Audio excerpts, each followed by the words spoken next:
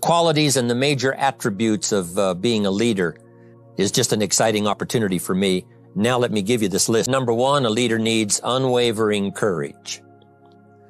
The courage to do what you didn't think you could do.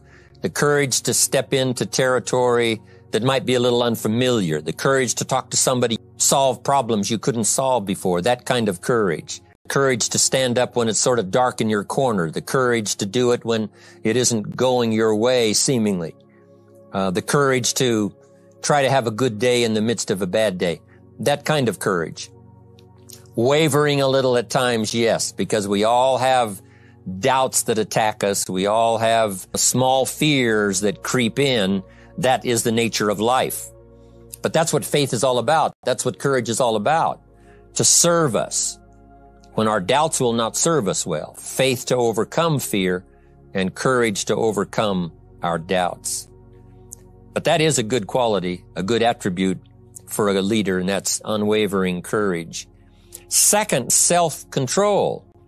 That, of course, is the very essence of life itself, is self-control. Because we all have this warfare going on. You know, it's going on in the world, the warfare between liberty and tyranny.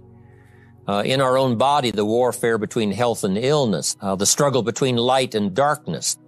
We must drive the dark side of our nature into a small corner and let the positive side flourish.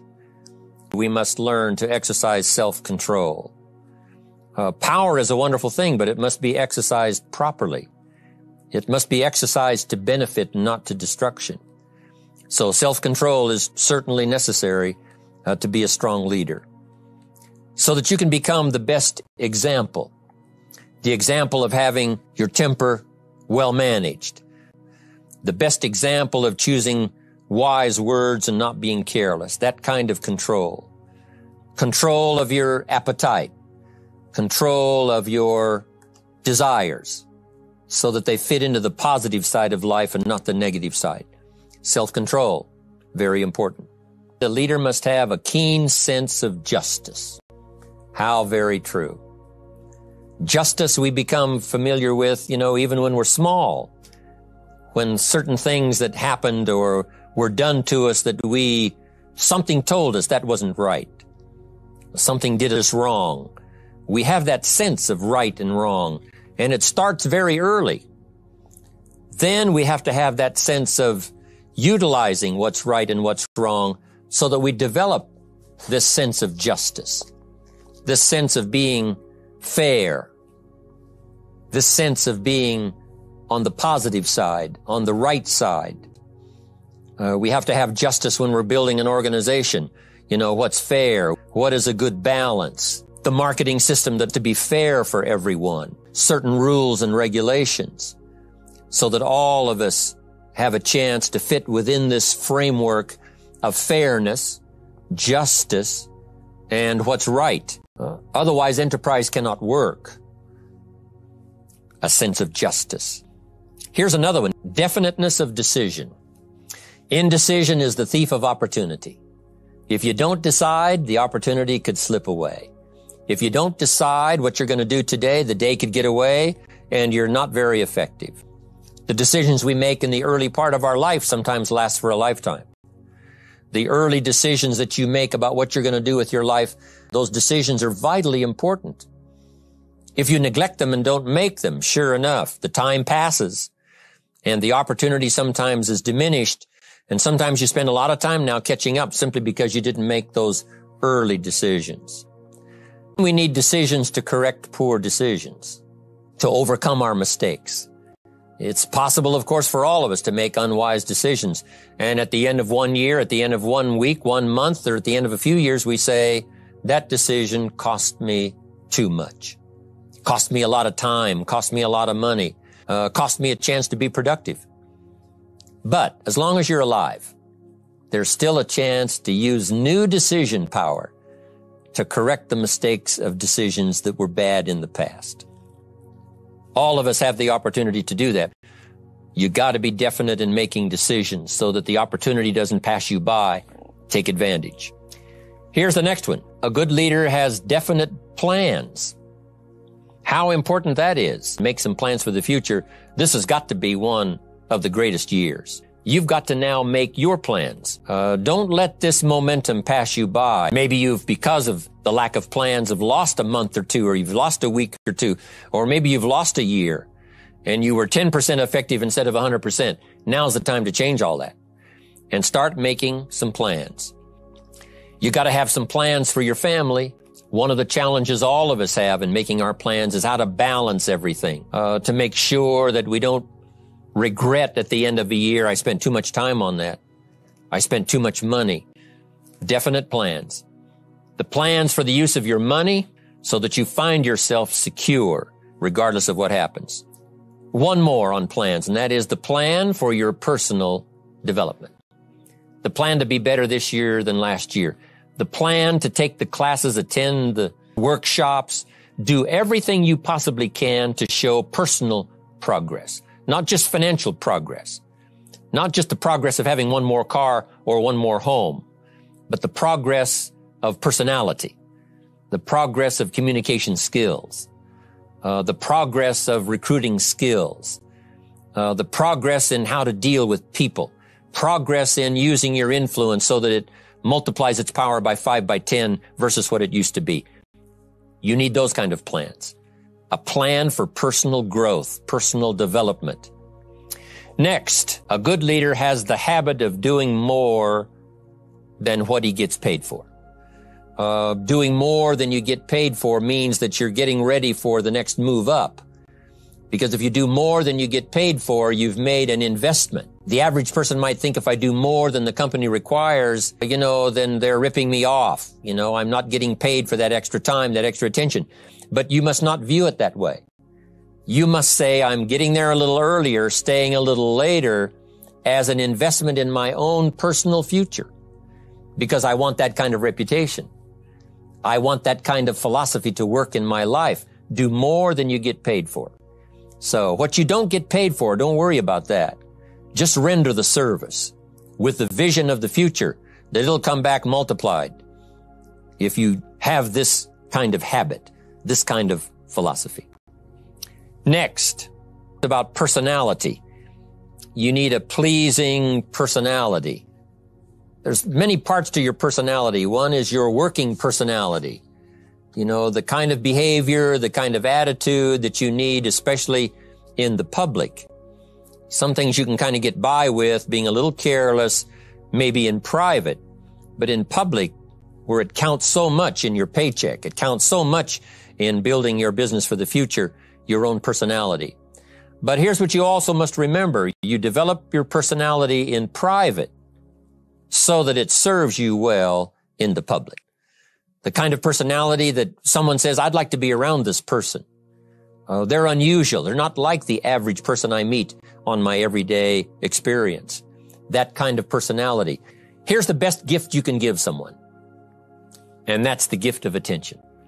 Attention is so powerful. When I was a young man, I met Nelson Rockefeller, one of the richest men in America at that time. He's gone now. But he was a unique individual, ran for vice president of the United States. And I had a chance to be where he was holding a press conference. And I got close enough so that when he walked out, I had a chance to step up, right, when security was not all that severe in those days. And I had a chance to put out my hand, shake his hand, and say, Mr. Rockefeller, my name is Jim Rohn. And what I remember most was the attention he gave me. With the lights of the cameras around and everybody all around, he looked right at me and said, Jim Rohn, where are you from? I said, Idaho. He said, I really like Idaho. It's one of my favorite states in all of the country. And for just a few seconds, he gave me his attention, shook my hand. I'll never forget the handshake, right? One of those multi-million-dollar handshakes. But I'll never forget that personal attention he gave me, just for a few seconds. It was powerful. Made an impression on me that's lasted until this day. That's why I remember to tell the story. So, same thing you can learn to do. Utilize your personality, utilize your influence, give people the gift of attention. Next, a leader needs sympathy and understanding. We have to develop that early in our lives. all of our lives, we have to look at those that are less fortunate than we are, those who need a helping hand, and especially now we learn to look at those who need an opportunity, those who need a change in their health, those who need a change in their life and in their lifestyle. It's this kind of sympathy and understanding that construct the company. It took that kind of understanding, that kind of sympathy, that kind of deep emotional feeling. What I will do is change it for myself, and then I'll help other people that have the same challenge. Lack of education, lack of the money, lack of the resources, lack of good health, faced with all kinds of difficulties they can't solve. I'll get mine solved, and then I'll be strong enough and have the skills to where I can help other people. That kind of leadership quality is so powerful. That kind of understanding. Here's the next one. A leader must have a mastery of the details. How very true. All can be lost with just a couple of missing details. On the trip to the moon, everything has to work, right? There's several thousand moving parts. There's several thousand pieces to the project of getting to the moon and coming back, and all of them have to work. You can't have 10% of them working or 80%. They've all got to work. And then there's the backup systems for if something goes wrong to back it up. That kind of mastery of detail is so vitally important. But this is also important in the details of your day, the details of your business, the details of good communication. Master the details. Good advice. Now here's the next three. Willingness to assume full responsibility. All of us have been taught that, to take full 100% responsibility.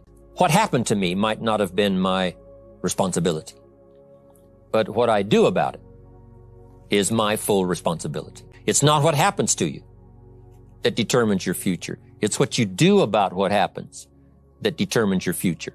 And this is a major part of it, accepting full responsibility. If you've got an organization, you're conducting meetings, and you're the leader, the responsibility ends with you. Someone else may mess up, make some mistakes, still your responsibility. Some things over which you have no control, understandable. But what you do about it now, how you fix it, also you've got to be responsible for your future. Nobody's going to fix it. No one else is going to design it. Then you've got to have the responsibility of designing your life. You can design a life of prosperity, or you can design a life just to coast and get by. The responsibility belongs to you. Now here's the last two. Next is cooperation. One of the great things we learn in life is how to cooperate so that we take advantage of each other's ideas, we take advantage of each other's input, we take advantage of each other's enthusiasm, and we take advantage of each other's willingness to grow. There's an ancient phrase that says, if two or three agree, nothing is impossible. If they agree on the same project, if they agree on the same vision, if they agree on how to get there, I'm telling you, nothing is impossible. Nothing can stand in their way. Just two or three. If we cooperate, there's nothing we can't do. It'll get us to a place of honor, respect, prestige, influence, feeling good about ourselves for the hard work that we're doing, cooperating with each other. I want to cooperate with you, helping build your business. We're on our way. We will have the billions. We'll have the stories. We'll have the experiences. Now, here's the last one. A major attribute of leadership is vision. Vision is in many parts. One, a vision for your own course to follow. A vision for you, for yourself. A vision for your financial future. A vision for your health. A vision for your wealth. A vision for you to latch onto and make something out of. A vision for your family. Because vision must now lift others as well as ourselves. The people that are around you, they're counting on your vision. Perhaps you've been there a little longer than they have. Maybe you've been there a lot longer than they have. And they will look to you to help them see things that they can't see in the beginning. And if you will do that, develop that attribute of leadership, I'm telling you, you'll have such a dramatic effect on your organization, it will be unbelievable. A vision for yourself, a vision for your family, a vision for your organization, a vision for the people that you're close to. The old prophet said, without vision, we die. life loses its meaning. But if we'll develop this skill, beyond any other skill, I'm telling you, it will help us touch people because they'll want to be around us because we have this look into the future. Not only the short-range vision of what we're going to do this week, this month, this year, but the long-range vision that will take your organization into the future and bless everybody with success.